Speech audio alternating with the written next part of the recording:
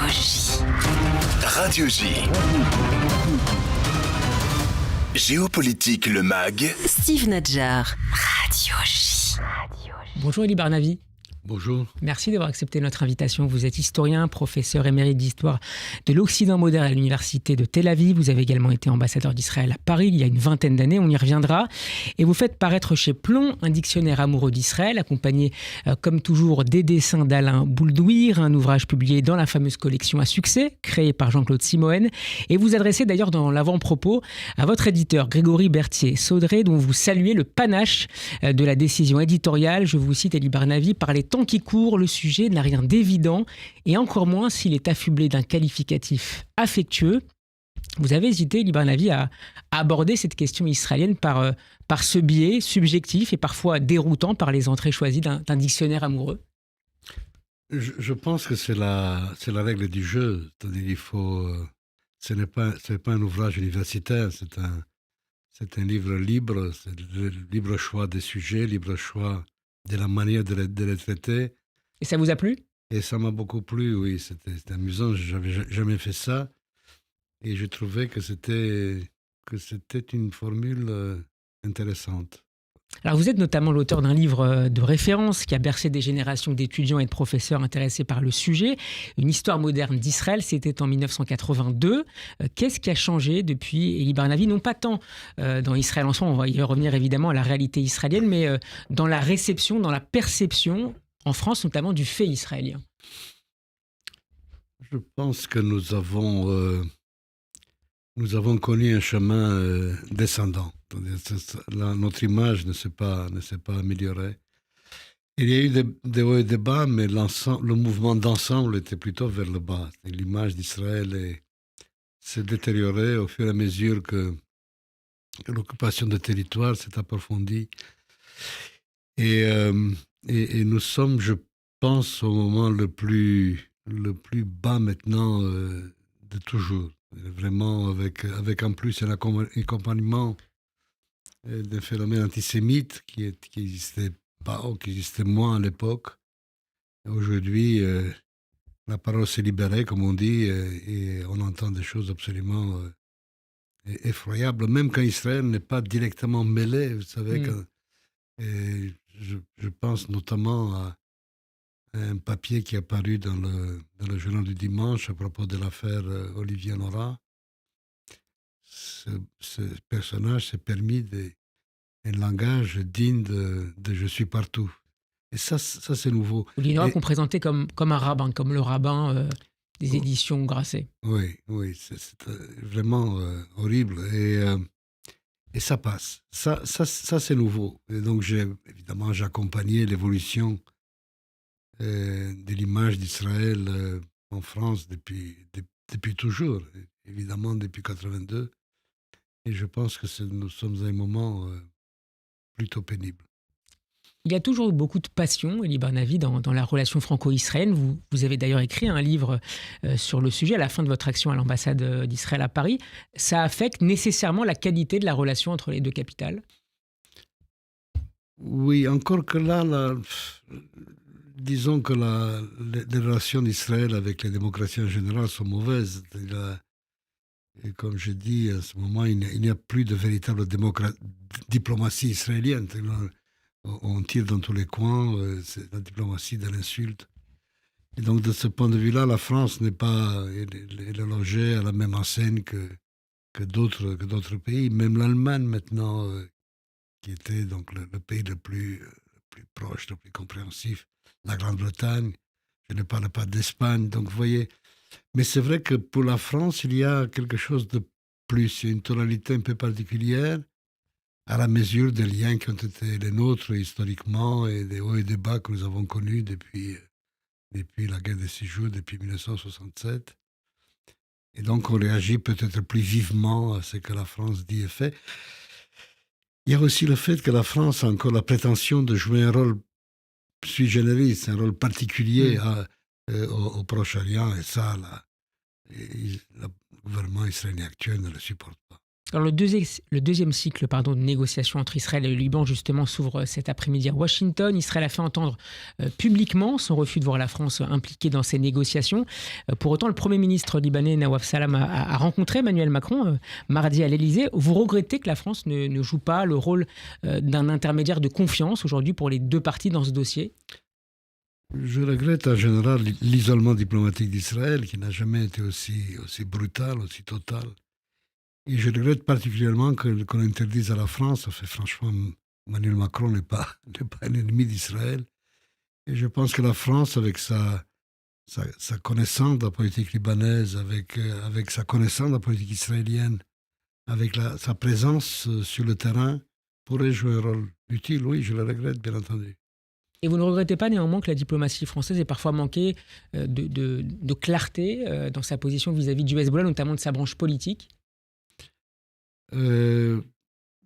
Si je le regrette, je l'ai dit d'ailleurs, quand j'étais en poste à Paris, je suis allé voir le président Chirac pour lui parler du Hezbollah précisément. Pour lui dire, écoutez, il faut que la France fasse quelque chose. Et Chirac s'est lancé dans une longue et tortueuse explication que, vous savez, monsieur l'ambassadeur, le Hezbollah fait partie du tissu social libanais. Et j'ai dit, bien entendu, je comprends très bien, monsieur le président. Exactement comme les colons extrémistes font partie du tissu social israélien. Et la discussion a tourné court. Bien sûr que je le regrette. Mais c'est fini maintenant. Maintenant, la France, comme d'ailleurs la communauté internationale en général, a une position très claire vis-à-vis du Hezbollah, des mouvements terroristes dont on cherche le désarmement. Maintenant, les choses sont claires. Pendant longtemps, ça n'a pas été, c'est vrai. Encore un mot sur la France à travers certaines figures. Vous revenez dans le livre sur le parcours de trois intellectuels français et juifs, Raymond Aron, Pierre Vidal-Naquet, historien, et Jean Daniel, qui écrivait d'ailleurs régulièrement dans le Nouvel Observateur sur le conflit israélo-arabe. Qu'est-ce qui les rapprochait sur la question israélienne ou israélo-palestinienne et qu'est-ce qui les séparait fondamentalement, notamment dans leur rapport à l'identité juive ? Ils étaient tous les deux des modérés, ils étaient partisans d'une solution à deux États, avec des sensibilités différentes. Jean Daniel et Pierre Vidal-Naquet plutôt de gauche, de gauche, Raymond Aron, droite libérale. Mais tous les trois pensaient à peu près la même chose sur le conflit. Et surtout, moi, ce que je trouvais intéressant, c'est pas tellement ça, c'est le fait qu'au moment du danger suprême, en mai 67, ils se soient retrouvés de manière là surprenante sur une position franchement pro-israélienne. Ils ont été saisis d'effroi, en quelque sorte. Ils n'avaient pas le choix. Ils n'avaient pas le choix. Ils ont estimé ne pas avoir le choix. Et si on pouvait l'attendre de la part de Raymond Aron, encore que cet intellectuel rationaliste avait l'habitude des analyses froides, hein. Alors pour les deux autres, c'était tout à fait inattendu. C'était quelque chose, c'était une espèce de cri du cœur. L'État d'Israël est en danger de mort et ce serait pour nous une espèce de secousse, de catastrophe existentielle. Et ça, oui, les trois ont réagi. C'est pour ça que je les mets ensemble d'ailleurs, bien qu'ils soient différents, parce que ils sont assez représentatifs d'un état d'esprit des juifs français, je dirais presque d'israélites français, chacun avec sa sensibilité, mais qui brusquement se retrouvent là sur une question israélienne existentielle. Je reviens, Elie Barnavi, à l'Europe. L'Allemagne et l'Italie se sont opposées cette semaine à la suspension de l'accord d'association entre l'Union européenne et Israël, une proposition soutenue par l'Europe.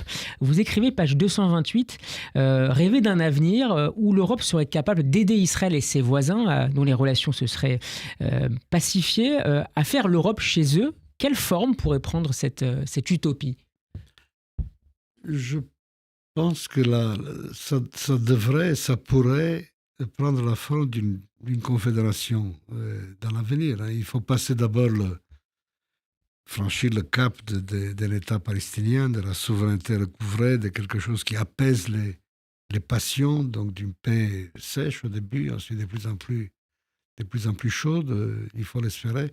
Avec, à terme, il suffit de regarder une carte, c'est quand même la logique qu'il le fait, une espèce de confédération qui est une association, je le rappelle, d'États indépendants qui jouerait un peu le rôle de l'Europe unie ici, c'est-à-dire Donc basé sur des intérêts économiques convergents. basé sur des intérêts économiques et de plus en plus une espèce de culture méditerranéenne commune, pourquoi pas. Alors évidemment, ce qui manque là-bas, l'Europe est possible parce que les niveaux économiques sont à peu près les mêmes, parce qu'il y a une civilisation commune qui remonte au moins au Moyen-Âge.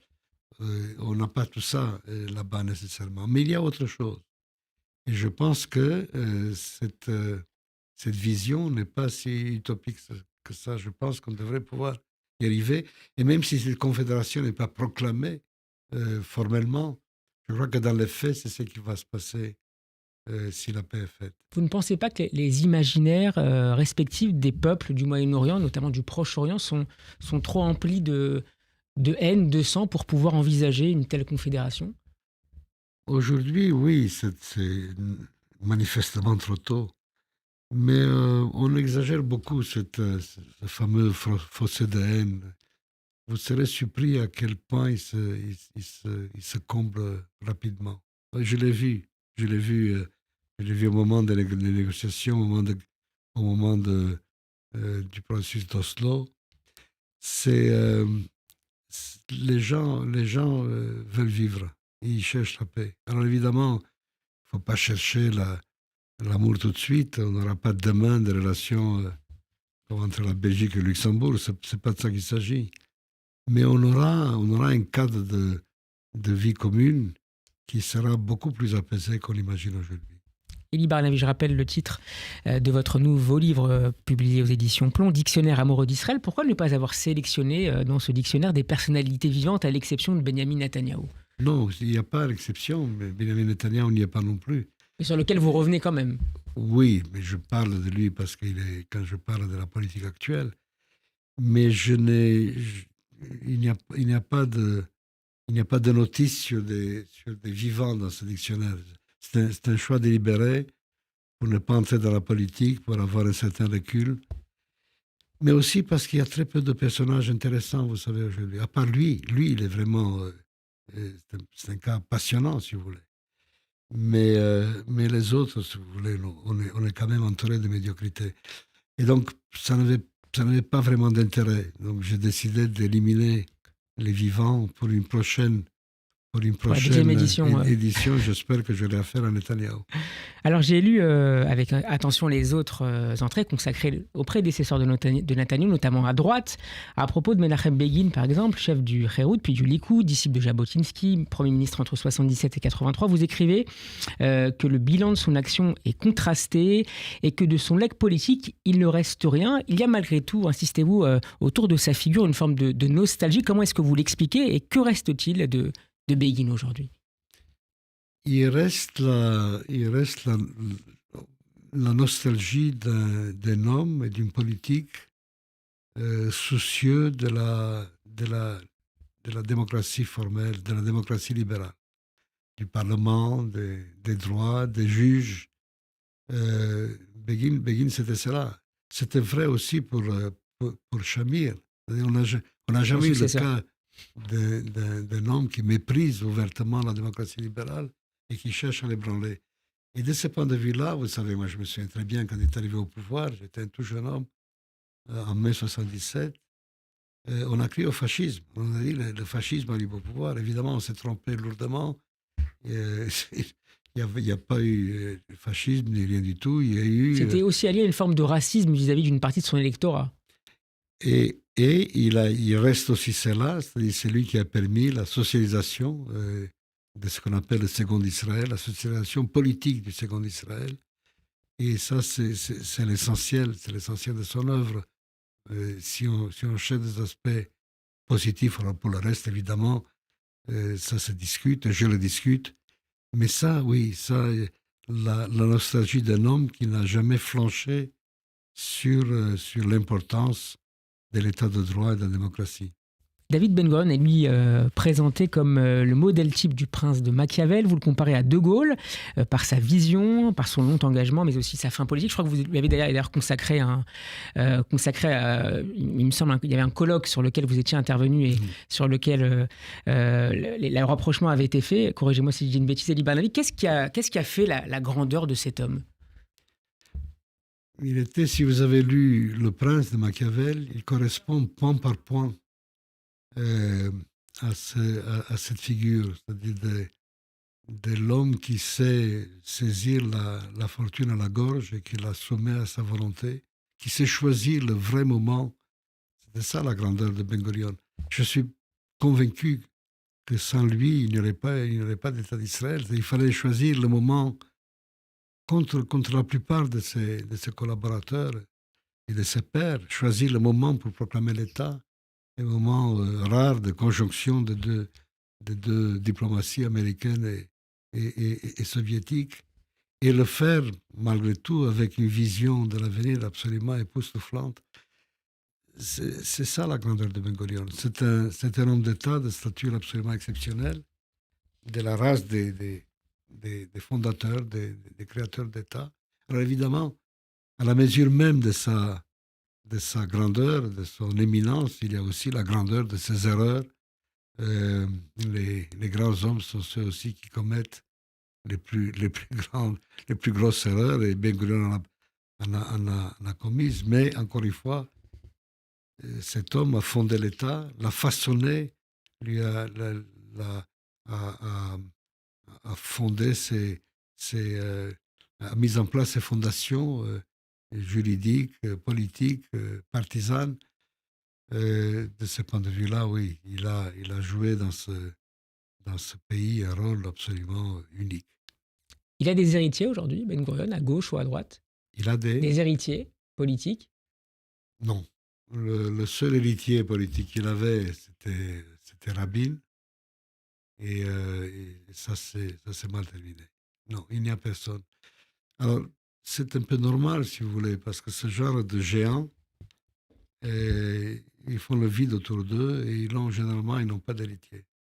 Quel est véritablement l'héritier de Gaulle?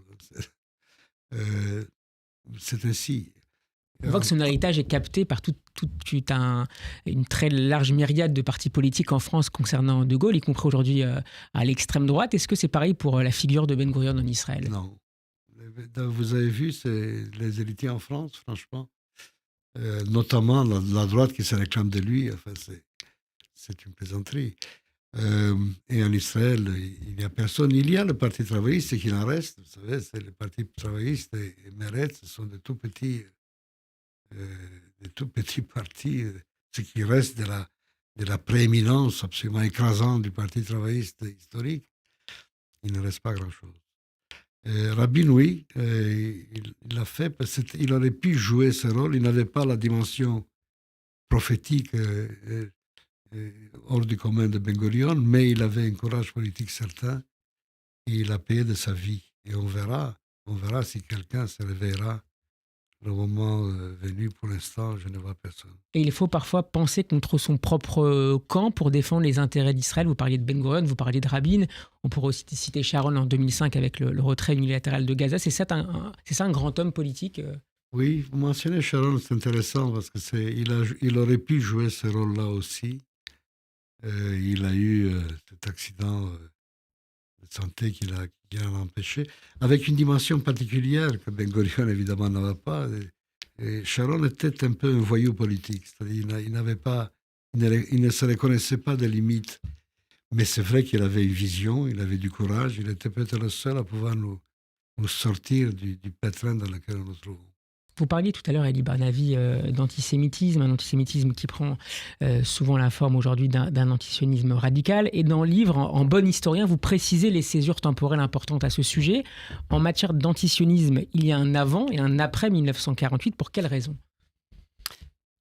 Parce que la création de l'État d'Israël aurait dû mettre une fin complète, finale, à l'antisionisme. L'antisionisme n'a plus aucun sens. C'est pour ça que l'antisionisme se confond avec l'antisémitisme.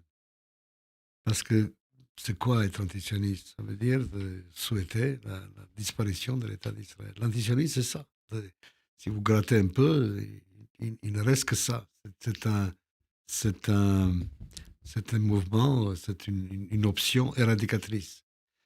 On ne parle ni d'un gouvernement ni d'un régime. Oui, plus que ça. exactement. C'est-à-dire au pire moment de l'histoire nationale des pays européens, on a songé à abolir l'État qui a porté ces idéologies. N'est-ce pas?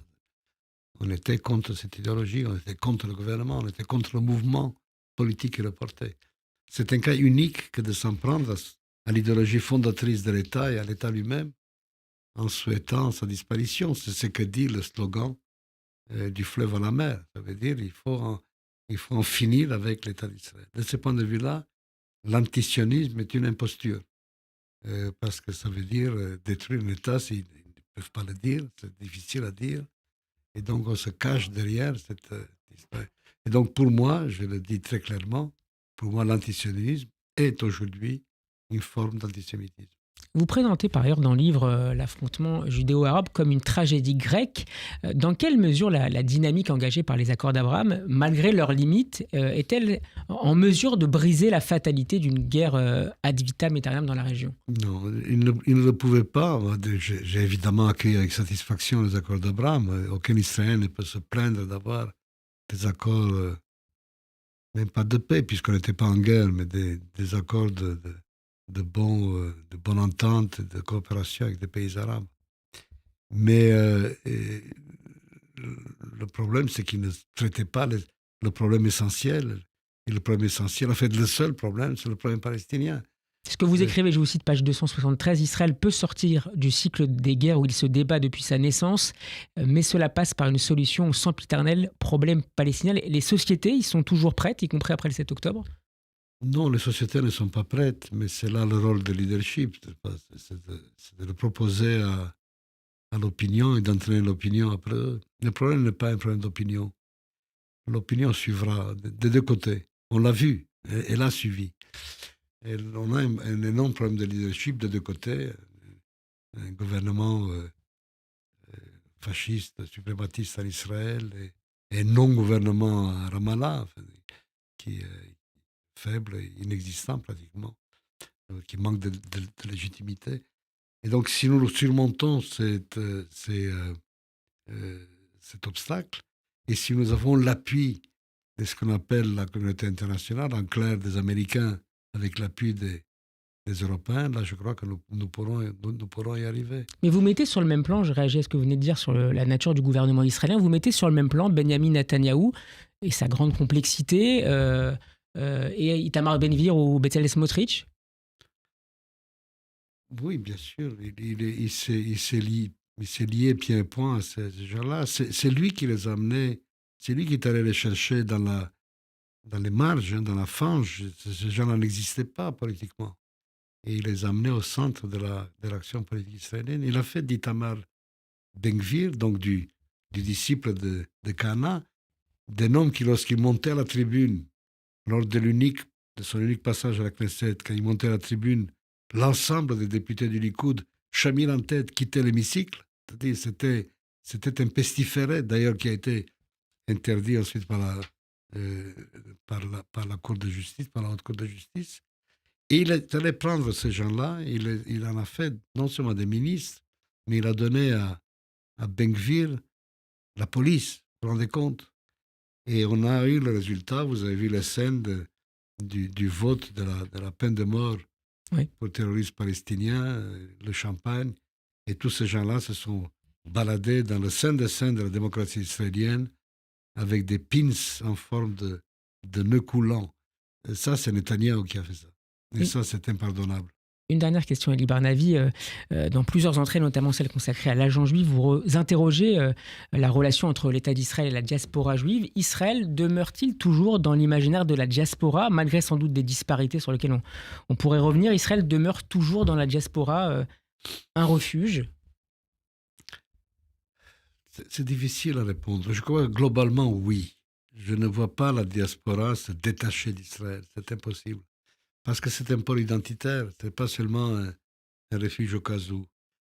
Mais il y a une crise. Il y a une crise, notamment avec le judaïsme américain, une crise très, très inquiétante, une espèce d'éloignement, surtout de la jeunesse juive américaine. Et ça, j'espère que nous aurons le moyen de réparer cette faille, parce qu'il y a une faille. Merci beaucoup, Elie Barnavi, d'avoir été notre invité. Je rappelle le titre de votre nouveau livre, Dictionnaire amoureux d'Israël. C'est publié aux éditions Plomb. À très bientôt sur Radio J. Merci beaucoup.